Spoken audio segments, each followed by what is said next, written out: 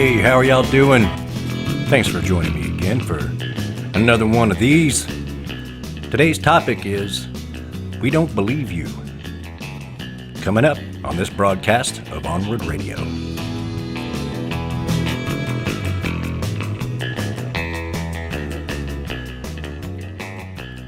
So I guess it's pretty obvious what and who I'm talking about with the title of this one. Yeah, we don't believe you. Of course I'm talking about our dear leader, President Trump. So he's got the COVID now. So that's all everybody's talking about now. But this one isn't going to be just... I really don't want to make these podcasts the news of the day or the daily ticker of the political fight and all that stuff. You can get that anywhere, of course. So this episode isn't really about COVID. It's about credibility. And it's not about what a big fat stinking liar Trump is. We all know that already. That's been rehashed plenty. The problem is not that we just don't like liars. It's what does it mean when a person is a liar? And not in the normal way that all politicians lie, but a person who is in their personal life, in their business life, and in their political life, just people who can't tell the truth. Even when it would benefit him to do so, he doesn't tell the truth, which is the mark of a pathological liar. And a narcissist and all those things. But it's about credibility. That's why he's turned us all into a bunch of conspiracy theorists now. It's not because we got our tinfoil hats on. It's because we can't believe anything the man friggin' says. We know that he will lie to us about COVID. We know he will lie to us about his health. Remember the most amazing shape of any human being ever in the history of mankind? Diagnosis from Dr. Jerry Garcia or whatever his freaking name was. Who later even said, yeah, Trump told me to write that. And we know, too, that he values that sort of picture of strength and wants to be seen as a he-man and a big macho guy and all that shit. So he's not going to... It sort of goes against his whole thing to admit that he's actually sick. So him making this up would totally be in character for him. And the timing of it is just too damn much. Immediately after that fiasco of a debate that pretty much sewed it up for the end of him. That was a big date in this election. I know a lot of times people say that debates don't really matter, but everything's different this year. And that one mattered. He made a complete and utter ass of himself, beyond an ass of himself in that debate. But proved himself to be something different than just annoying or just a bully or all the things we already knew he was. He was desperate in that debate. That's what that was. That was desperation on display. So interestingly, the next day, his close aide is showing symptoms. And of course, he doesn't tell anybody, doesn't inform the Biden campaign, doesn't tell anybody that she had symptoms. He went to an event, 2 events, I think. At least 1, if not 2. After his first test, while he was waiting on the results, and went to these events unmasked and undistanced, like he always does. So we know he's already lied about this thing. They didn't tell anybody at first that she was showing symptoms of quarantining. He didn't tell anybody that he had been tested. He just can't not lie. He just can't not do it. The only way we ever know any actual information out of your administration is when somebody else, an independent source, checks it out. And not surprisingly, in this instance, there has been very little verification from any other source besides the White House about what his condition is. Did he or didn't he have oxygen? When? Or when was he showing symptoms? Did he have fluids? This is all stuff. The president's health is not private. Like, we all learned about George Bush's colonoscopy. So, and everything anybody wanted to know about it, we found out about it. So this whole just his doctor or the White House doctor coming out and saying what his condition is doesn't mean anything until we hear an actual trusted source independently verify it for themselves. Then we could believe it. And that's the thing, is I'm not even saying he doesn't have it. He probably does have it. He looks like he has it. And everybody around him has it. I can't believe they haven't all had it already. Maybe they have, as far as we know. They wouldn't tell us if they'd had it before. So who the hell knows? And that's the whole thing. The worst possible trait that a leader can have is no credibility. And Trump has none. He hasn't had any for a long, long, long time. Since day freaking one, when he came out, the inauguration crowd lie. Remember that little fun little jaunt that led to poor Sean Spicer hiding in the bushes? Poor Sean Spicer, my ass. He gets no sympathy either. So literally from day one of his presidency, he was telling lies that were provably false. From day one. And you expect us to believe him now? How many thousands of lies later? So no, we don't fucking believe you. Sorry. Wish we could. Would love to. I believed it when Reagan got shot. Believed his condition. Believed it when Bush had a colonoscopy and Dick Cheney was president for a few hours, which was a terrifying few hours. I can't remember any particular health things that Obama had, but if he did, I'm sure we were told about them. And I'm sure they were credible and believable and independently verified. But not this. Nope.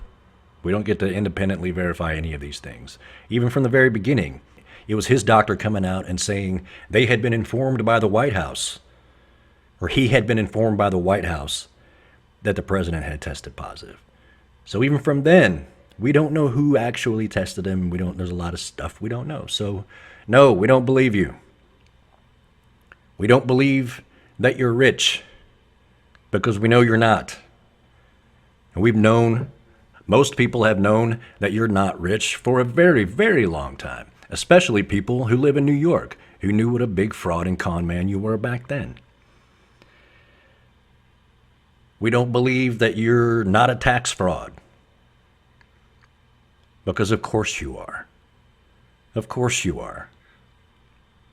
Not being audited, not showing the tax returns, etc., etc., etc. Could you draw a cartoon of a better tax frauder than Donald Trump, even if he wasn't the president? Of course he's a tax fraud, for God's sakes. So no, we don't believe you that you're not a tax cheat, because you're a tax cheat. What else? Remember the caravan? The caravan! The big scary caravan of MS-13 and all the terrorists that were going to come across and invade all our buffets and soccer games and kick all our asses at soccer. They were going to come and destroy everything. Remember how we sent troops to the freaking border for the caravan? Of course, I don't have to go, for God's sakes, I can't go down every lie he's told. I'd grow a beard. But we all know he's a liar. A bigger liar, a compulsive liar, a pathological liar, a real super special kind of liar, not just the politician kind. So I'm not going to go, there's no point in going down the whole list of lies. Everybody knows, most people know those. And there's so many of those that have even gotten washed away and slipped through the cracks that we don't even remember. But most importantly, we don't believe that you didn't collude with Russia, because you fucking did. And you're doing it again. We don't believe that either. We know you did, and we know you're doing it again now, and we know that the only reason you're president is because you defrauded the election the way you defrauded your taxes and defrauded your whole freaking gilded, gold-plated bullshit life. It's all a sham. It's all a sham. His whole thing. The gold-plated everything. He doesn't build anything. He buys other things with money leveraged from other things. He buys other things and slaps his big stupid name on them because he's famous and it'll make him money. And even then, it still doesn't make him money. And it's not his money to begin with. It's freaking Russia money. He paid for all those golf courses in cash. Where do you think that came from? Not from the sweat of his brow. That's for damn sure. So you're a liar. We don't believe you. And here's why this matters beyond just Trump sucks. We all know Trump sucks. He sucks a lot. That's why he's going to be gone soon, hopefully. And of course, that's up to you. And you, and you, and me, and us. But why does it matter that you're a big fat liar who sucks? The thing is, we don't disbelieve you because we hate you. We disbelieve you because you're a liar. That's why we hate you, is because you're a liar.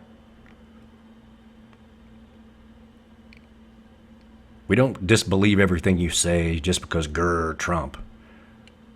We're not all having to don our tinfoil hats to wonder if this is even true, that you have COVID, or how serious it is, or was, or who around you has it.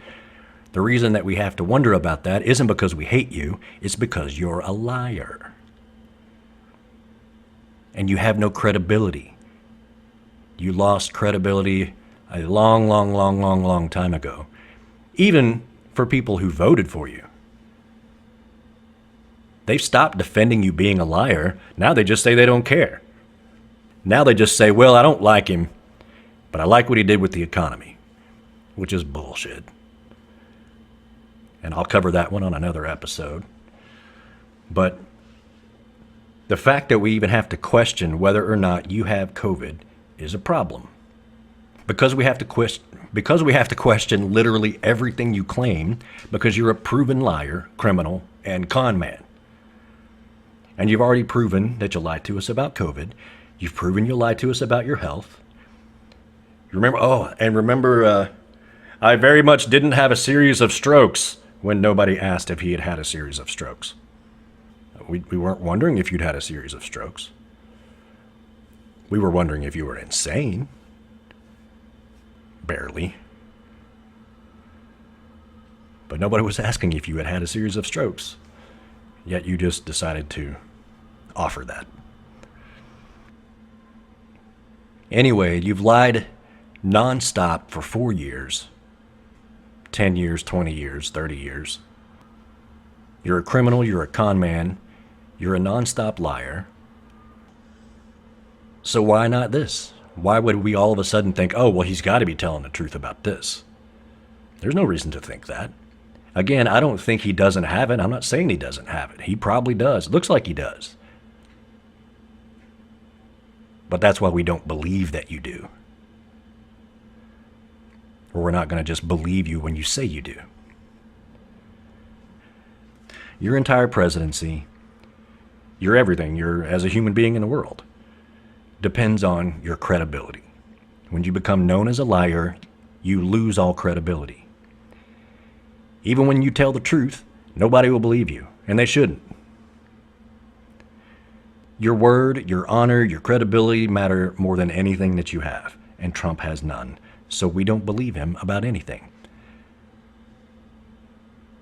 There's a reason the story of the boy who cried wolf is an age-old story, because it's a human truism that when you are known as a liar, you lose credibility, so nobody can believe anything you say ever. It's not a good quality in a president or any kind of leader. Not a good quality in a friend or a teacher or a boss, or a parent or anybody who's supposed to be the leader of anything. What you say has to mean something. And when you lose that, you lost everything.